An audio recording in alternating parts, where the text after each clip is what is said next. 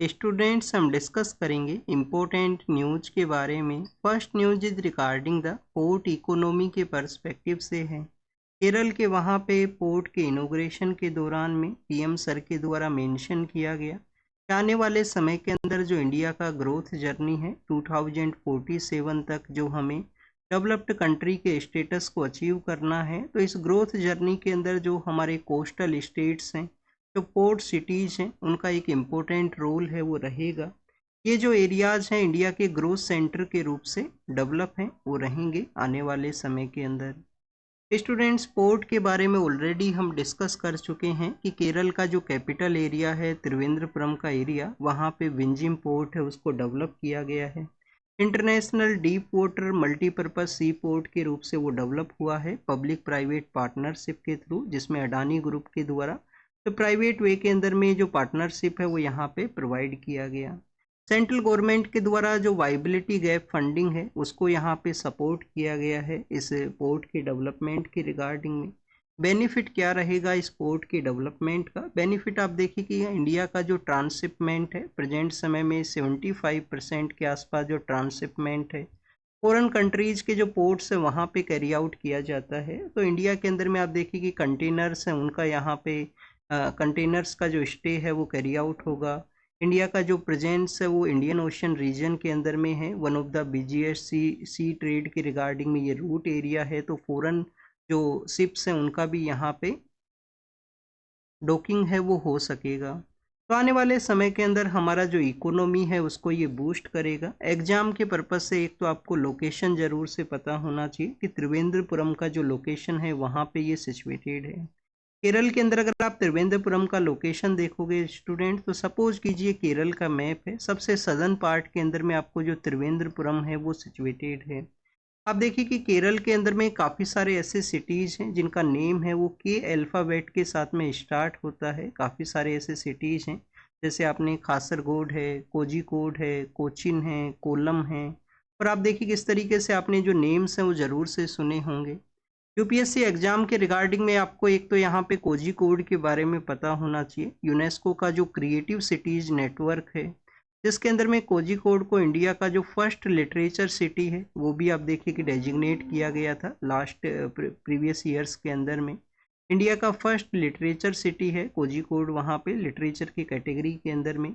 एक कोई एग्ज़ाम है जो यूपीएससी के द्वारा ही कंडक्ट किया जाता है, शायद वो जियो साइंटिस्ट का पेपर है या एनडीए का पेपर है, उसके अंदर में क्वेश्चन पूछ लिया था यूपीएससी के द्वारा कि कोझिकोड को तो आप देखिए कि ये बनाया गया इंडिया का फर्स्ट लिटरेचर सिटी। वर्ल्ड का जो फर्स्ट लिटरेचर सिटी है वो कौन सा था?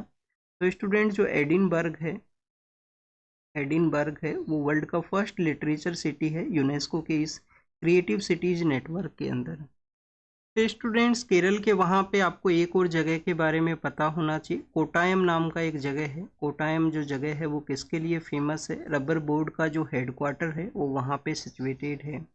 रबर बोर्ड का जो हेडक्वार्टर है वो सिचुएटेड है।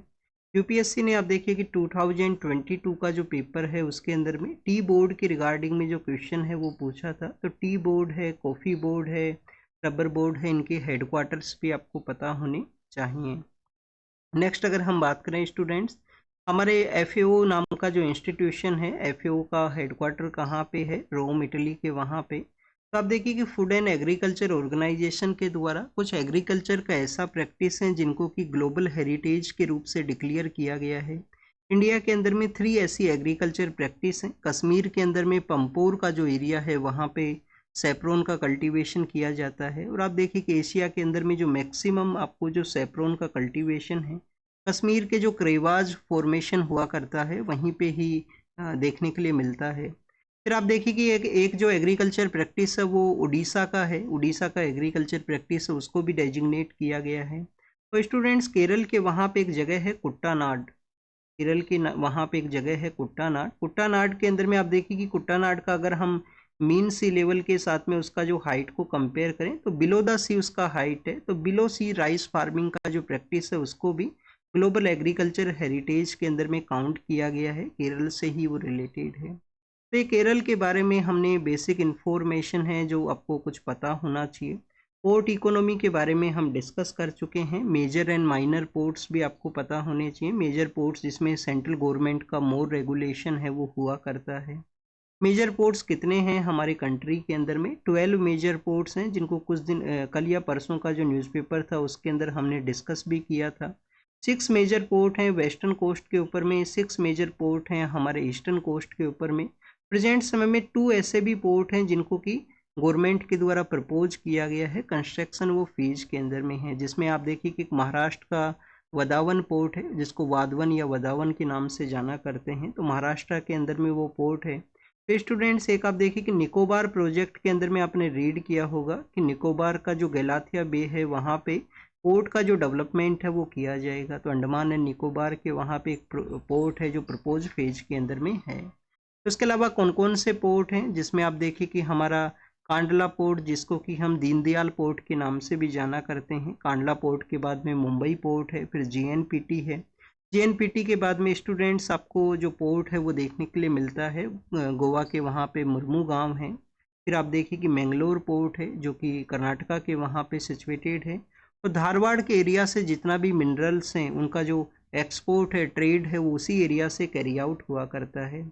या फिर स्टूडेंट्स केरल के वहाँ पे भी कोई मेजर पोर्ट है वो सिचुएटेड है, तो कोचिन पोर्ट है वो वहाँ पे सिचुएटेड है। इस तरीके से जो 6 पोर्ट्स हैं जो हमारे वेस्टर्न पार्ट के अंदर में हैं। ईस्टर्न पार्ट के अंदर में कौन कौन से हैं स्टूडेंट्स? मद्रास पोर्ट है, मद्रास पोर्ट को कामारजार पोर्ट के नाम से भी जाना करते हैं।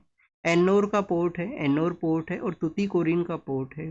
फिर आप देखिए कि कलकत्ता है, पारादीप है और वाइजाग है। कलकत्ता है, पारादीप है, पारादीप उड़ीसा के अंदर में है, कलकत्ता वेस्ट बंगाल के अंदर में, और वाइजैक आंध्र प्रदेश का पार्ट है। तो इस तरीके से 6 हमारे ईस्टर्न पार्ट के अंदर में हैं। ऑलरेडी इसको डिस्कस कर चुके हैं, इस वजह से इसको यहाँ पे हमने आप देखिए कि नहीं मार्क किया है। अगर आपको नहीं पता है तो एटलास के अंदर में जाके प्रैक्टिस करना, मैप को देखना, अच्छे से याद करना, मेजर पोर्ट्स आपको पता होने चाहिए। नेक्स्ट आप देखिए कि स्टूडेंट्स नेशनल हेराल्ड नाम का जो न्यूज़पेपर है उसके बारे में कुछ नोटिस इश्यू किया गया है। अपोजिशन के जो पॉलिटिकल लीडर्स हैं उनको यहाँ पे एग्जाम के पर्पज से क्या इंपॉर्टेंट है, नेशनल हेराल्ड नाम का जो न्यूज़पेपर है उसके बारे में बेसिक इन्फॉर्मेशन आपको पता होना चाहिए। 1938 के समय जब हमारा जो फ्रीडम स्ट्रगल का मूवमेंट है उस दौरान में जवाहरलाल नेहरू के द्वारा उस न्यूज़पेपर है उसको सेटअप किया गया था। क्विट इंडिया मूवमेंट के समय में, क्विट इंडिया मूवमेंट कब होता है स्टूडेंट्स? 9 अगस्त को देखिए कि स्टार्ट होता है, जब हमारे एम.के. गांधी सर के द्वारा स्टेटमेंट दिया जाता है डू और डाई का वहाँ पे। तो 9 अगस्त 1942 को समय ये स्टार्ट होता है क्विट इंडिया मूवमेंट। उस समय जो नेशनल हेराल्ड नाम का जो न्यूज़पेपर है उसको बैन कर दिया गया था ब्रिटिश अथॉरिटीज़ के द्वारा। बाद में आप देखिए कि फिर से ये रिवाइवल होता है और 2008 के समय इसका जो फंक्शनिंग है, जो वर्किंग प्रोसेस है, उसको डिसकंटिन्यू है वो कर दिया गया था। तो ये नेशनल हेराल्ड के बारे में है, ये हमारे एग्जाम के पर्पज से नहीं इंपॉर्टेंट है, बस ये बेसिक इन्फॉर्मेशन आपको पता होना चाहिए कि जवाहरलाल नेहरू के द्वारा इसको स्टार्ट किया गया 1938 में, और क्विट इंडिया मूवमेंट के समय ब्रिटिश अथॉरिटीज़ ने इसको बैन किया था। नेक्स्ट अगर हम बात करें स्टूडेंट्स, एक और न्यूज़ है यूएस के वाइस प्रेसिडेंट के द्वारा इंडिया पाकिस्तान का जो प्रेजेंट समय में सिचुएशन है उसके बारे में उनके द्वारा मेंशन किया गया कि बोथ जो कंट्रीज है वो न्यूक्लियर पावर कंट्रीज है, उनका कन्फ्लिक्ट नहीं होना चाहिए। बट आप देखिए कि पाकिस्तान के द्वारा स्टेट स्पॉन्सर टेररिज्म है उसको कंटिन्यूस इंडिया के अंदर सेंड किया जाता है। तो इंडिया हमेशा कोई फॉरेन एग्रेशन है, फॉरेन इस तरीके से स्टेट स्पॉन्सर कोई एजेंडा है इंडिया के अगेंस्ट में, तो इंडिया के द्वारा अपना जो टेरिटरी है उसको प्रोटेक्ट करने के रिगार्डिंग में आप देखिए कि रिटेलिएट है वो किया ही जाएगा। इंडियन अथॉरिटीज़ के द्वारा कुछ डिसीजंस हैं वो लिए गए थे, डिसीजंस लिए गए थे कि जो पाकिस्तान ओरिजिन से जो पर्सन है जो लॉन्ग टर्म वीज़ा के लिए इंडिया के अंदर में स्टे कर रहे हैं उनको वापस से सेंड करना है, एक टाइम पीरियड है वो दिया गया। अब उनमें से कोई पर्सन है जिनके द्वारा सुप्रीम कोर्ट के अंदर पहुंचा गया है, सुप्रीम कोर्ट ने उनको कुछ रिलीफ प्रोवाइड किया है कि आप अपना जो पेपर वेरिफिकेशन है या अपने जो पेपर्स हैं वो आपको इस समय तक कुछ बताने हैं। एग्जाम में क्या कोई क्वेश्चन यहाँ से पूछा जाएगा? क्वेश्चन यहाँ से नहीं पूछा जाएगा एग्जाम के अंदर में। एक तो आपको स्टूडेंट्स यहाँ पे आप देखिए कि इंटीग्रेटेड चेक पोस्ट है, जो इंडिया के कुछ ऑर्डर्स हैं इंडियन अथॉरिटीज़ के जिसमें लोगों को जाना था, तो इंटीग्रेटेड चेक पोस्ट है जो अटारी का चेक पोस्ट है। वैसे तो आप देखिए कि उसका पॉपुलर जो पब्लिक के अंदर नेम है उसको वाघा बॉर्डर बोला करते हैं। वाघा बॉर्डर बेसिकली वाघा जो विलेज है वो पाकिस्तान साइड के अंदर में है। हमारा जो इंडियन साइड के अंदर में जो विलेज है उसको अटारी के नाम से जानते हैं।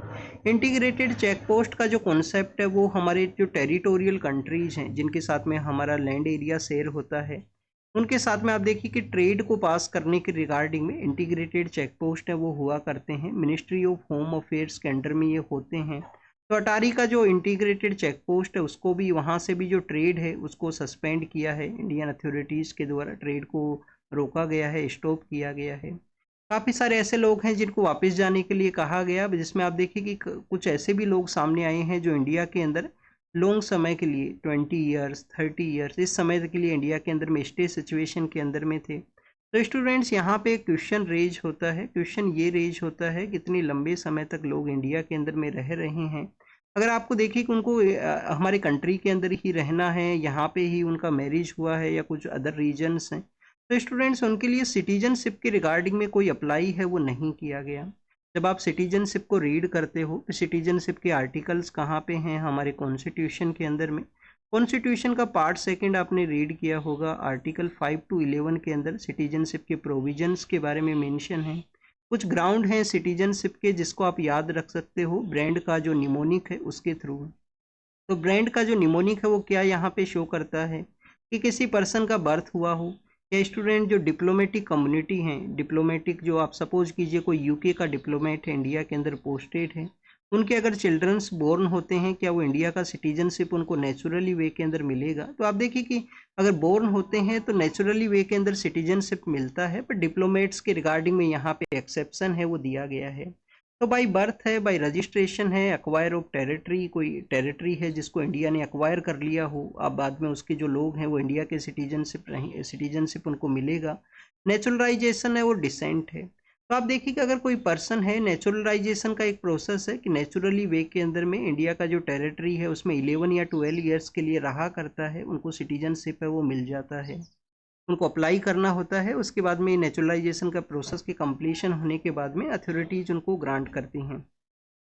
तो ये जो लोग हैं जो अब लॉन्ग टर्म वीज़ा के लिए इंडिया के अंदर में मोर देन 20 ईयर्स के लिए रह रहे थे, उनके द्वारा आप देखिए कि नेचुरलाइजेशन के थ्रू सिटीजनशिप के लिए भी अप्लाई है वो नहीं किया गया है।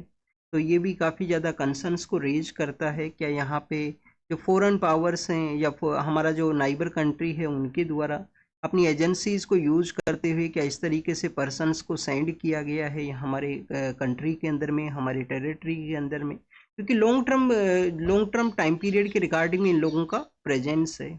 नेक्स्ट अगर हम बात करें स्टूडेंट्स, यहाँ पे कुछ ऐसे भी लोग हैं, कुछ ऐसी भी फैमिलीज हैं जो आप देखिए मैरिज सिचुएशन के अंदर में हैं, उनको आप देखिए कि प्रॉब्लम्स हैं वो हुआ है, बट कंटिन्यूस अगर हमारे नाइबर कंट्री के द्वारा इसी तरीके का एक्टिविटीज़ रहेंगे तो कंट्री के द्वारा जो स्टेप्स हैं उनको कैरी फॉरवर्ड करने का ज़रूरत है। जैसे कि आप देखिए कि 2016 का जो उरी अटैक था उसके बाद में हमारी कंट्री ने सार्क माइनस पाकिस्तान का जो डिप्लोमेटिक जो इनिशिएटिव्स हैं उनको कैरी आउट किया। सार्क के जो अदर कंट्रीज हैं उनके साथ में हमारे बेटर रिलेशंस हैं वो सेटअप हुए हैं। तो आप देखिए कि पाकिस्तान को वहाँ से माइनस है वो किया गया।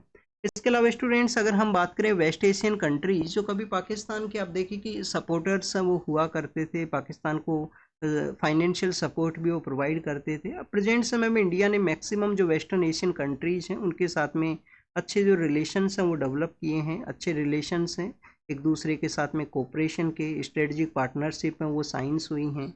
तो कल के न्यूज़पेपर के अंदर में उस एडिटोरियल के बारे में भी डिस्कशन था। तो हो सकता है जीएस पेपर सेकंड के अंदर में आपसे ऐसा सवाल कोई पूछ लिया जाए मेंस के पेपर के अंदर में कि जो पाकिस्तान है उसको हम अगर यहाँ पे एक्सक्लूड करते हैं, उसको अगर आइसोलेट करते हैं, क्या हमारा जो डिप्लोमेटिक जो डोमेन है उसके थ्रू हम यहाँ पे इंक्लूसिव वे को डेवलप कर पाएंगे। तो आप इसमें शो कर सकते हो कि सार्क के अंदर में जब माइनस किया गया तो बेटर कोऑर्डिनेशन रिलेशंस हैं वो डेवलप हुए हैं। सार्क के अलावा आप देखिए कि अदर जो यहाँ पे बिम्स्टेक है एक अल्टरनेटिव फोरम के रूप से डेवलप है वो हुआ है। नेक्स्ट अगर हम बात करें स्टूडेंट्स पंजाब हरियाणा के बारे में है, आप देखिए कि इंडस वाटर ट्रीटी को हमने सस्पेंड किया है। डेट मीन्स क्या है कि डाटा शेयरिंग है वो नहीं किया जाएगा, वाटर कितना रिलीज करना है वो सब यहाँ पे इंफॉर्मेशन है वो इंडिया के द्वारा नहीं शेयर होगा। बट हमारे इनसाइड द कंट्री के अंदर भी काफ़ी बार आपको इंटर स्टेट जो इस तरीके का जो डिफरेंसेस हैं वो देखने के लिए मिलते हैं इंटर स्टेट जो रिवर्स हैं उनके रिगार्डिंग में। तो स्टूडेंट्स यहाँ पे भाखड़ा एंड ब्यास का जो मैनेजमेंट बोर्ड है उसके मीटिंग के अंदर में सेंट्रल गवर्नमेंट के द्वारा पंजाब को एडवाइस किया गया है आप कुछ वाटर है उसको रिलीज कीजिए। आप देखिए कि जो भाखड़ा का जो एरिया है, ब्यास का जो एरिया है जिसके अंदर में प्योंग सो है और रंजीत सागर जो डैम है उसके थ्रू जो पानी है वो रिलीज किया जाता है। हरियाणा का भी कुछ पार्ट रिसीव करता है, इवन राजस्थान का भी कुछ पार्ट है वो वहाँ से वाटर है उसको रिसीव करता है। और कुछ ऐसे भी पार्ट्स हैं जैसे हरियाणा के अंदर में सदर्न पार्ट ऑफ हरियाणा है, मेवात का जो रीजन है वहाँ पे आप देखिए कि जो पानी है वो नहीं पहुँचा है प्रॉपर। जो कंप्लीट हरियाणा के अंदर भी आपको जो वाटर का अवेलेबिलिटी है कैनाल इरिगेशन के थ्रू वो आपको नहीं देखने के लिए मिलेगा। तो यहाँ पे एग्जाम के पर्पज़ से क्या इम्पोर्टेंट है हमारे लिए, एग्जाम के पर्पज़ से एक तो इम्पोर्टेंट है स्टूडेंट्स कि आपको इंटर स्टेट वाटर डिस्प्यूट के रिगार्डिंग में, इंटर स्टेट वाटर डिस्प्यूट के रिगार्डिंग में आर्टिकल 262 का पता होना चाहिए। 262 के अंदर में पार्लियामेंट के पास में पावर है कि कोई ट्राइब्यूनल है उसको सेटअप किया जा सकता है इंटर स्टेट वाटर डिस्प्यूट है उसके पर्सपेक्टिव से। कावेरी के बारे में हम काफ़ी बार रीड करते हैं, कावेरी का जो कर्नाटका एंड तमिलनाडु का डिस्प्यूट है वो हुआ करता है। अब आप देख लेना मानसून के समय में उसके लेटर फेज के अंदर में वो सामने आएगा, फिर कंट्रीज़ के एक दूसरे स्टेट्स के द्वारा डिमांड किया जाएगा कि मोर वाटर है उसको रिलीज है वो किया जाए। कावेरी के अंदर में केरल का भी प्रेजेंस है, केरल को भी जो वाटर है वो मिला करता है क्योंकि कुछ ऐसा ट्राइब्यूटरी है कावेरी रिवर का जो केरल के थ्रू पास होती हैं।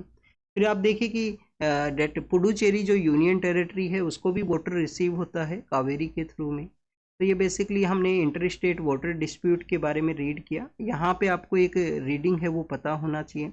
स्टूडेंट्स हम सुप्रीम कोर्ट के बारे में रीड करते हैं, सुप्रीम कोर्ट हम रीड करते हैं ओरिजिनल ज्यूरिसडिक्शन कि जब भी कोई दो स्टेट्स का कन्फ्लिक्ट रहेगा या सेंटर और स्टेट का कोई कन्फ्लिक्ट रहेगा तो डायरेक्टली जो केस है वो कहाँ पे पहुँचेगा, वो सुप्रीम कोर्ट के अंदर में जाएगा। क्योंकि आप देखिए कि स्टूडेंट्स कोई हाई कोर्ट के अंदर में जाएगा तो वो तो न्यूट्रल अथॉरिटी है वो नहीं रहा, हाई कोर्ट स्टेट के बेसिस पे हुआ करते हैं, तो सुप्रीम कोर्ट के अंदर में डायरेक्टली केस है वो चलेगा। तो आप देखिए कि ओरिजिनल ज्यूरिसडिक्शन है सुप्रीम कोर्ट का इस तरीके के डिस्प्यूट्स को रिजोल्व करना। तो क्या जो इंटर स्टेट वाटर डिस्प्यूट हैं वो ओरिजिनल ज्यूरिसडिक्शन के अंदर में आया करते हैं जो आर्टिकल 131 के अंदर में सुप्रीम कोर्ट के अंदर मेंशन है।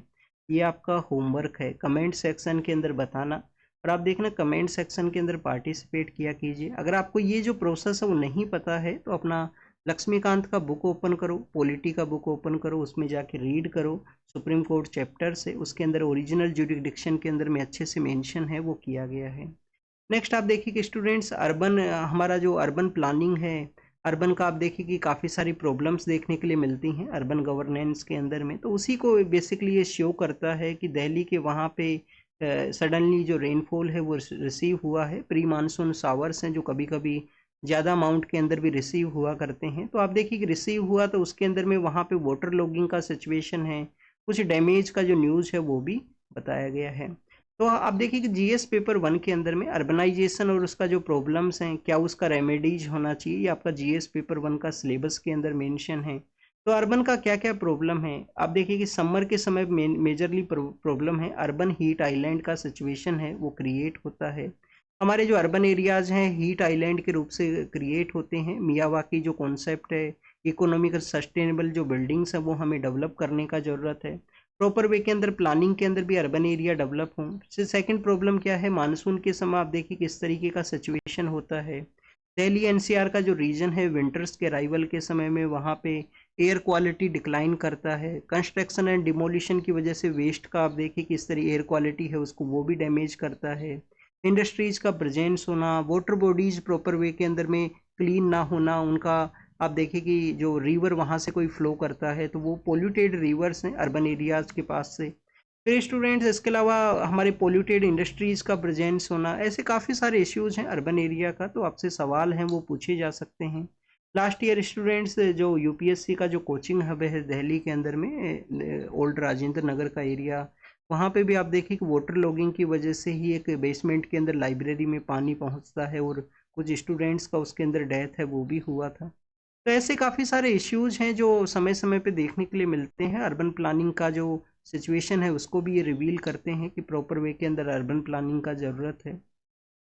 नेक्स्ट अगर हम बात करें स्टूडेंट्स, नैनीताल कहाँ पे है? नैनीताल है उत्तराखंड के अंदर में, one of the important tourist place है नैनीताल। नैनीताल के वहाँ पे आप देखिएगा अथॉरिटीज़ के द्वारा क्या किया गया, एक रेप केस के अंदर में अक्यूज्ड पर्सन है, उनका बिल्डिंग को जो रेजिंग का जो ऑर्डर्स हैं वो दिए गए।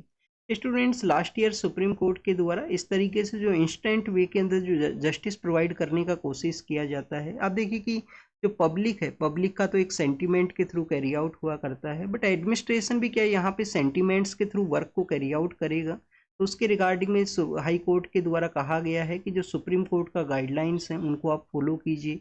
इंस्टेंट वे के अंदर में यहाँ पे कोई पर्सन अक्यूज्ड है किसी केस के अंदर में, तो उसके हाउस का डिमोलिशन ना कीजिए।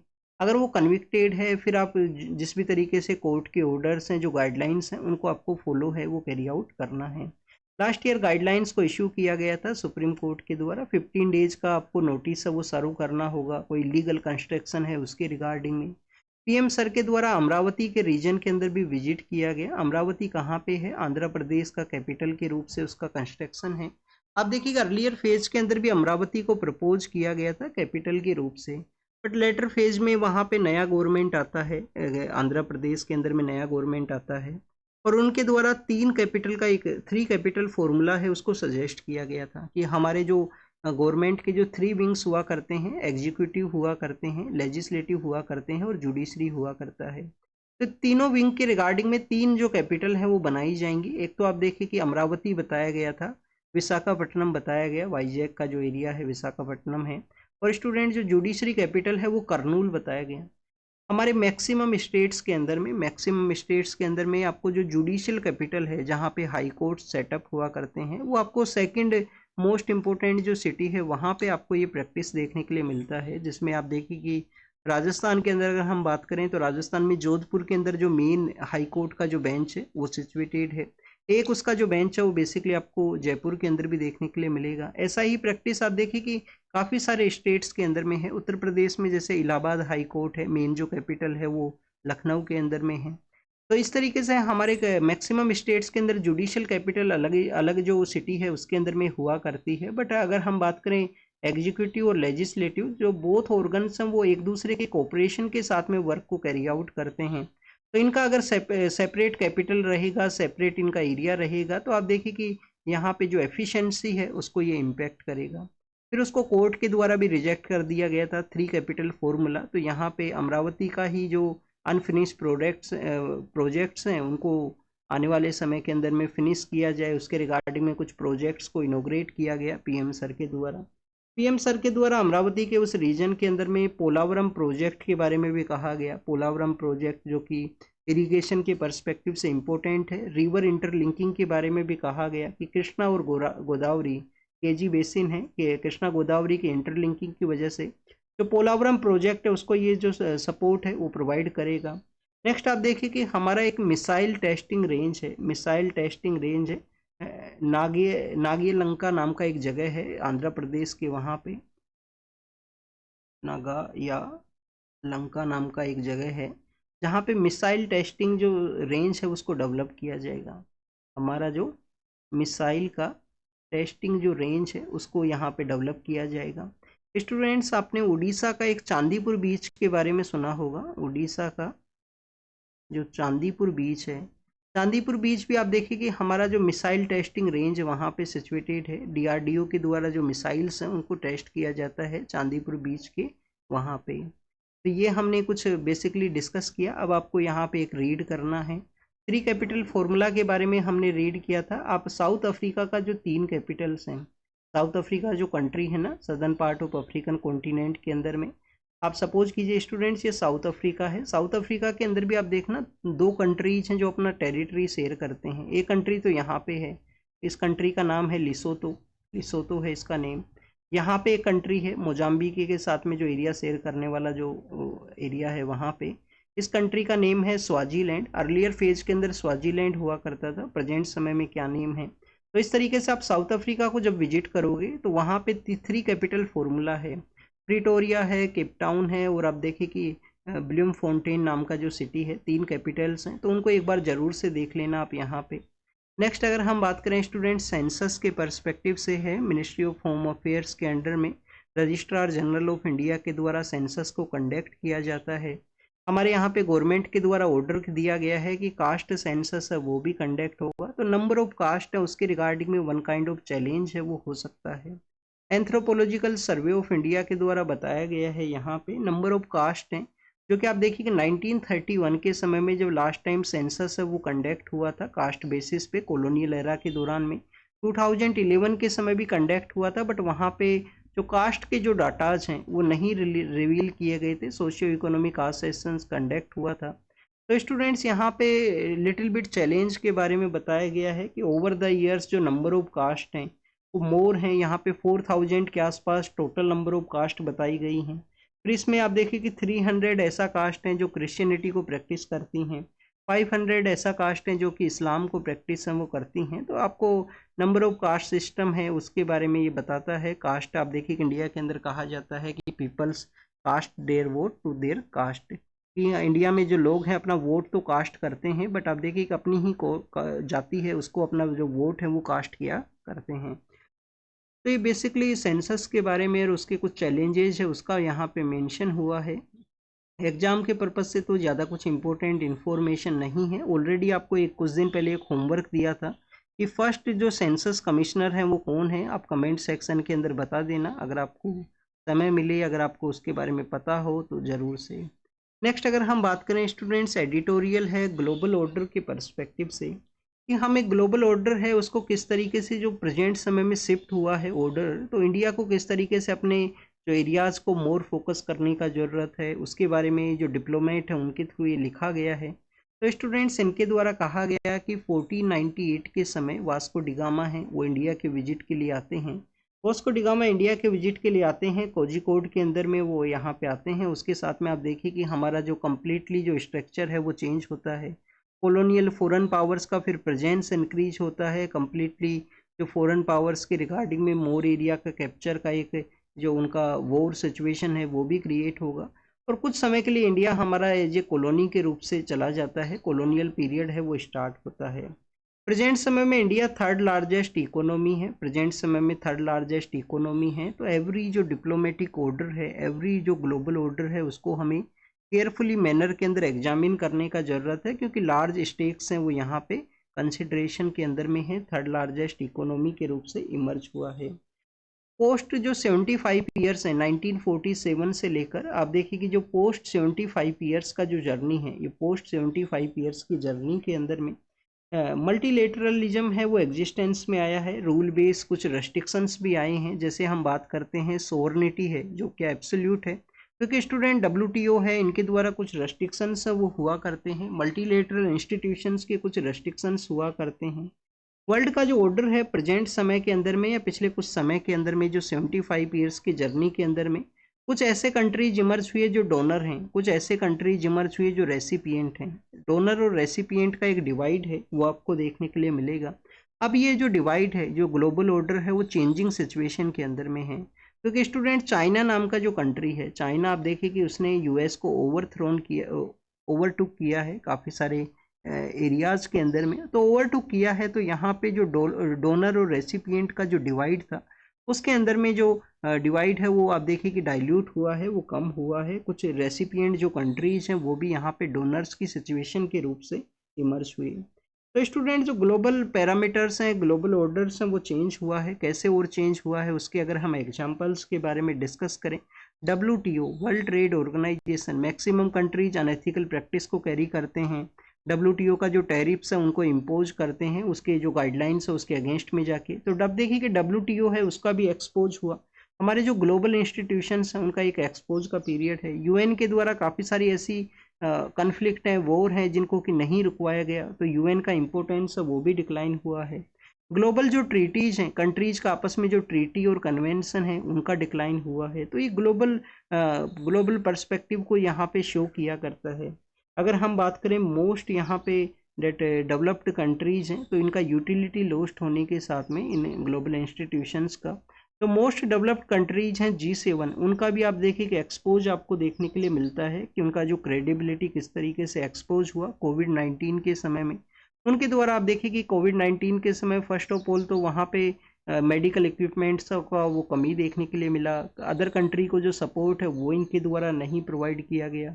कोविड-19 के समय इंडिया के द्वारा भी वैक्सीन डिप्लोमेसी है उसको यूज किया गया था, और ऐसे कंट्रीज जो वैक्सीन को नहीं डेवलप कर सकते हैं उनको वैक्सीन मैत्री, वैक्सीन डिप्लोमेसी के थ्रू जो सपोर्ट है, जो मेडिकल सपोर्ट आप देखिए कि फर्स्ट वेव के अंदर में जो SCQ नाम का मेडिसिन हैं वो सब प्रोवाइड इंडिया के द्वारा करवाया गया था उस दौरान में।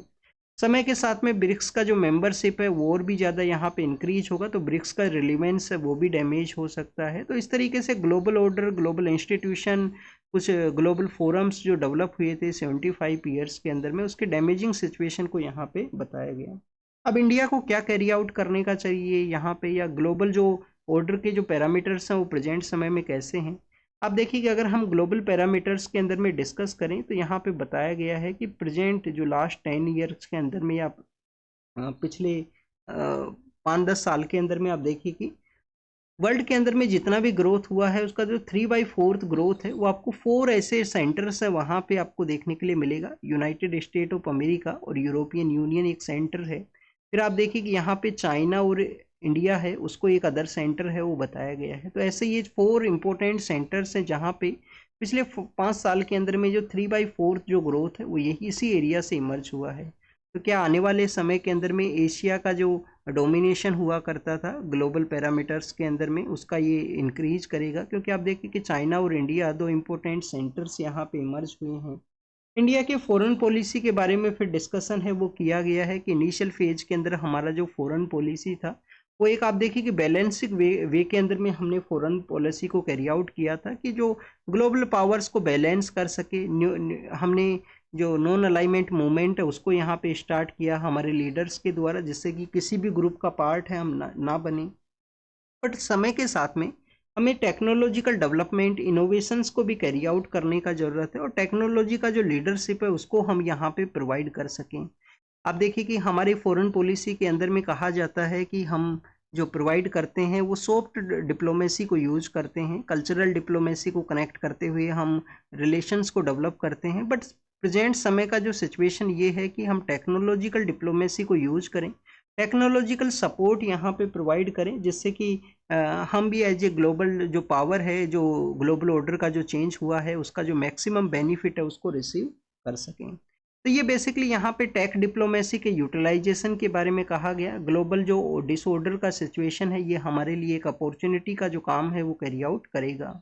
हमें इनोवेशन और टेक्नोलॉजी को जो एकेडमिक सपोर्ट्स है वो प्रोवाइड करने का यहाँ पे कहा गया है। नेक्स्ट अगर हम बात करें स्टूडेंट्स, पार्लियामेंट्री फॉर्म ऑफ जो हमारा डेमोक्रेटिक सिस्टम जो सेटअप हुआ है उसके बारे में डिस्कशन है कि हमारे कॉन्स्टिट्यूशन असेंबली जो कि अराउंड द 3 ईयर्स के अराउंड उनके द्वारा डिस्कशन किया गया था। कितना टाइम पीरियड था स्टूडेंट?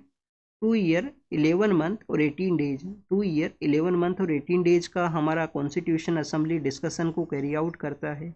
उस डिस्कशन के अंदर में क्या हमें पार्लियामेंट्री सिस्टम ऑफ गवर्नमेंट को ही अडोप्ट करना है, वेस्टमिनिस्टर मॉडल को ही अडोप्ट करना है?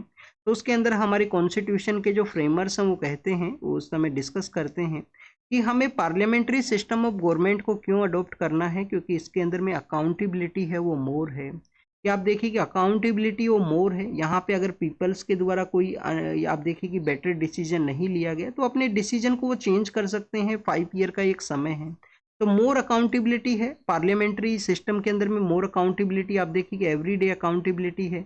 मोस्ट अनस्टेबल सिचुएशन भी है कि इलेक्शन के अंदर में मेजोरिटी लॉस्ट होता है तो अपना जो उनके द्वारा पावर है वो लॉस्ट होती है, अनस्टेबल सिचुएशन है। तो इसी तरीके से डेमोक्रेसी है वो सर्वाइव करेगा। अकाउंटेबिलिटी है वो डे बाय डे बेसिस पे होना चाहिए। तो यहाँ पे अकाउंटेबिलिटी के ही बारे में कहा गया है कि चेक एंड बैलेंस का जो कॉन्सेप्ट कॉन्स्टिट्यूशन के 4 फादर्स के द्वारा, कॉन्स्टिट्यूशन फ्रेमर्स के द्वारा चेक एंड बैलेंस के कॉन्सेप्ट को अडोप्ट किया गया, जिसके अंदर हम पार्लियामेंट्री डेमोक्रेसी, पार्लियामेंट्री सिस्टम के अंदर में पार्लियामेंट्री इंस्टीट्यूशन जो हमारे लोकसभा राज्यसभा 2 हाउसेज हैं उसके थ्रू प्रॉपर वे के अंदर में क्वेश्चन आवर हुआ करता है, 0 आवर हुआ करता है, डिस्कशंस वो हुआ करता है। कमेटी स्टेज के अंदर में जो मेजरली जो कंसिडरेशन है वो सेंड किए जाते हैं, मेजरली इश्यूज को एग्जामिन किया जाता है कमेटी के द्वारा। और वहाँ पे जो मेंबर ऑफ पार्लियामेंट्स हैं, वहाँ पे पॉलिटिकल पार्टीज का जो लिमिटेशन है वो भी कम से कम हुआ करता है। पब्लिक अकाउंट कमेटी के बारे में भी यहाँ पे कहा गया है, ओल्डेस्ट आपको पार्लियामेंट्री जो कमेटी है जो 1921 के समय सेटअप हुआ था। और आप देखिए कि अपोजिशन का जो पॉलिटिकल लीडर है वो पब्लिक अकाउंट कमेटी है उसको यहाँ पे हेड है वो करता है। तो कमेटी स्टेज का इंपॉर्टेंस बताया गया, कैसे उनके द्वारा एग्जामिन किया जाता है, कैसे इन जो टूल्स हैं उनको यूज किया जाता है हमारी गवर्नमेंट से उसको अकाउंटेबल रखने के रिगार्डिंग में।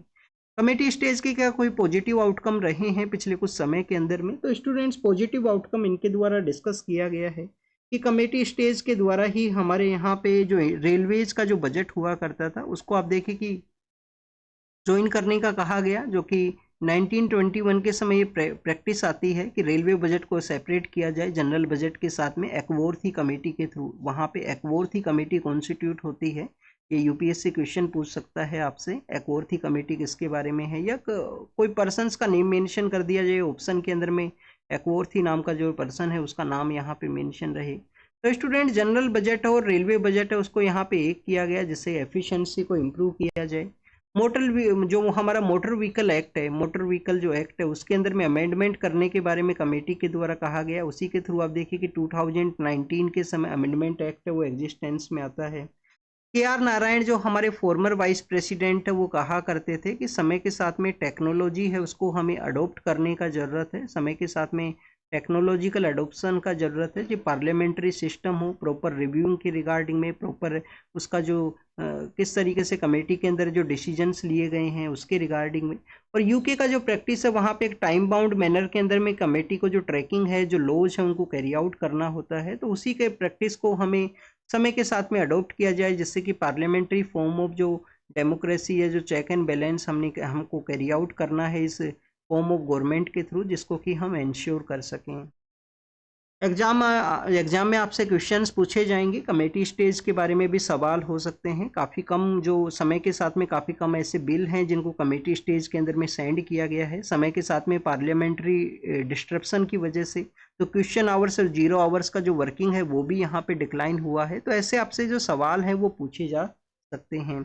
ये जीएस हम मेंस के पेपर के बारे में कह रहे हैं, यहाँ पे जो डिस्कशन है रेड स्क्वायर के बारे में मेंशन है। 99 रसिया का जो कैपिटल है, रसिया का कैपिटल क्या है स्टूडेंट्स? क्या सेंट पीटर्सबर्ग है रसिया का कैपिटल? आप देखिए कि मॉस्को है वो रसिया का कैपिटल है। मॉस्को के अंदर में स्टूडेंट्स रेड स्क्वायर नाम का एक एरिया है। Red square world war second की रिगार्डिंग में काफ़ी ज़्यादा फेमस है। 9 मई का वो डे है जब नाजी जो पावर्स हुआ करते थे उनको डिफीट किया जाता है रसियन फोर्सेज के द्वारा। तो आप देखिए कि ये जो एरिया है वहाँ पे अर्लियर फेज के अंदर में रसिया के अंदर में जो जार्स का रूल हुआ करता था, उनका जो उनके द्वारा जिन रेबल पर्सन्स को एग्जीक्यूट किया जाता था उनका भी एक एरिया सिचुएटेड है।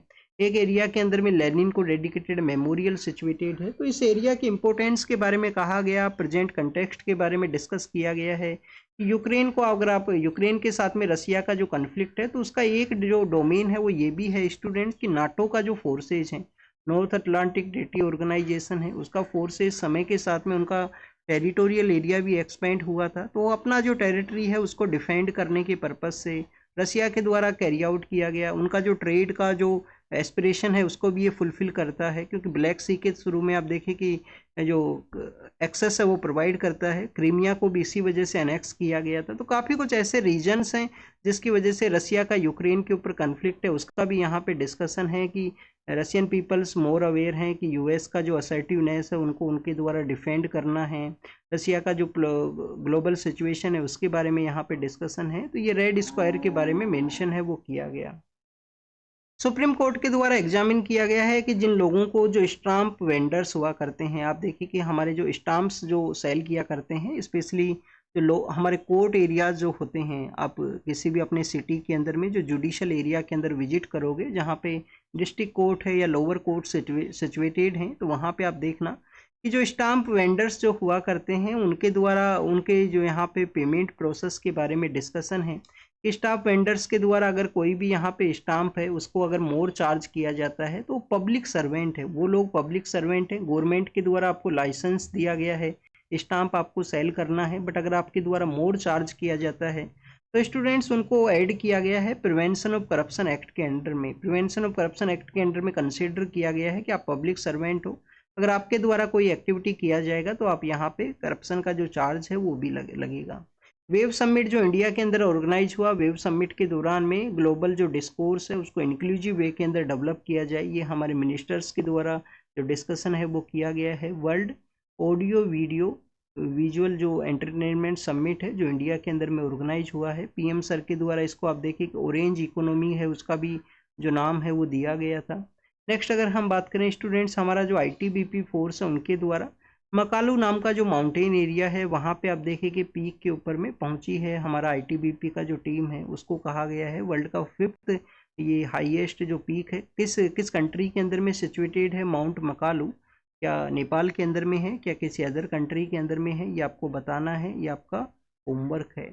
नेक्स्ट अगर हम बात करें स्टूडेंट्स वर्ल्ड के पर्सपेक्टिव से है, यूरोपियन यूनियन के द्वारा टिकटॉक नाम का जो प्लेटफॉर्म है उसको आप देखिए कि फाइन किया गया है कि उनके द्वारा कुछ डाटा है जो चाइना को ट्रांसफ़र किया गया। आने वाले समय के अंदर में डाटा आप देखिए कि न्यू डोमेन है वो इमर्ज होगा, जिसके थ्रू यहाँ पे जो वॉर्स हैं जो कन्फ्लिक्ट्स हैं वो हो सकते हैं, डाटा ट्रांसफ़र करना, पर्सनल इन्फॉर्मेशन को ट्रांसफ़र करना, और इस तरीके से इंटीग्रेटेड होगा सिस्टम। आप देख रहे हैं कि अगर कहीं पे भी डाटाज का एक्सपोजर है तो कम्प्लीटली यहाँ पे जो मल्टीपल फेलियर्स हैं वो हो सकते हैं किसी भी एक सिस्टम के अंदर में। नेक्स्ट आप देखिए कि स्टूडेंट्स अर्थक्वेक का सिचुएशन हुआ था, कहाँ पे हुआ था, म्यांमार के अंदर में हुआ। म्यांमार के उस अर्थक्वेक सिचुएशन के बाद में यूएन के द्वारा कहा गया है कि वहाँ पे 200 के आसपास ऐसे लोग हैं जिनको कि मिलिट्री के द्वारा जो असेसिनेट है वो किया गया है 200 के आसपास लोगों के द्वारा। इंडियन अथॉरिटीज़ के द्वारा कौन सा यहाँ पे ऑपरेशन को कैरी आउट किया गया था जिसके थ्रू ह्यूमैनिटेरियन सपोर्ट प्रोवाइड किया गया? ऑपरेशन क्या ब्रह्मा है जो लॉन्च किया गया था, ये आपको कमेंट सेक्शन के अंदर बताना है म्यांमार के इस अर्थक्वेक के दौरान में। ऑस्ट्रेलिया के द्वारा वर्ल्ड का लार्जेस्ट इलेक्ट्रिकल जो शिप है उसको लॉन्च किया गया है, बस ये यहाँ पे मेंशन है। नेक्स्ट आप देखिए कि यमन के द्वारा कुछ मिसाइल्स को सेंड किया गया, उनको कि डाउन कर दिया गया है इजराइल अथॉरिटीज़ के द्वारा, उसको मेंशन किया गया है। और गाजा स्ट्रिप के रिगार्डिंग में कुछ ह्यूमैनिटेरियन सपोर्ट को कुछ ऐड है उस सप्लाई है उसको सेंड किया गया था, जिसको कि ड्रोन के थ्रू स्ट्राइक है वो किया गया है जो इजराइल का जो अथॉरिटीज़ हैं उनके द्वारा। जर्मनी का जो स्पाई एजेंसी है उनके द्वारा एक वहाँ पे आप देखिए कि जर्मनी के अंदर में एएफडी नाम का जो पॉलिटिकल पार्टी है वहाँ पे इमर्ज हुआ है। तो ये जो पॉलिटिकल पार्टी है जिसका ईस्टर्न पार्ट ऑफ जर्मनी के अंदर में काफ़ी अच्छा परफॉर्मेंस भी रहा था इलेक्शन के अंदर में, तो जर्मनी का जो स्पाई एजेंसी है जो वहाँ पे जो एजेंसीज के द्वारा कहा गया कि ये वन ऑफ द एक्सट्रीमिस्ट यहाँ पे ऑर्गेनाइजेशन रहेगा, क्योंकि स्टूडेंट्स जर्मनी के अंदर में जो अर्लियर जो चांसलर हैं एंजेला मर्केल, उनके द्वारा जर्मनी के जो डोर्स हैं ओपन कर दिए गए थे माइग्रेंट जो इलीगल माइग्रेंट पर्सन है उनके रिगार्डिंग में। तो आप देखिए कि जो पर्सन्स माइग्रेट किए तो वहाँ पे जो लोकल कम्युनिटी है वो ऑलवेज रजिस्ट करेगा, बाहर का जो पर्सन है उसके अगेंस्ट में रजिस्ट किया करती है, एक ह्यूमन टेंडेंसी है, ह्यूमन नेचर है। तो वहाँ पे इसी तरीके का सिचुएशन क्रिएट हुआ है। उसी लाइन के ऊपर में ये जो एक्सट्रीमिस्ट पार्टी है वो यहाँ पे अपना वर्क को कैरी आउट करती है, अभी कुछ अच्छा परफॉर्मेंस है वो भी इनका रहा था। एग्जाम के पर्पज से जर्मनी को एक बार देख लेना, फ्रैंकफर्ट का जो एरिया है वहाँ पे आप देखिए कि जो ग्लोबल फाइनेंशियल इंस्टीट्यूशंस हैं वो भी सेटअप है जर्मनी के अंदर में, फ्रैंकफर्ट का जो एरिया है वहाँ पे। तो this is all about the today's newspaper. जो भी आपको होमवर्क दिया गया है उसको रीड कीजिए, रिवाइज कीजिए, होमवर्क को कमेंट सेक्शन के अंदर में बताना। तो thank you students, thank you very much.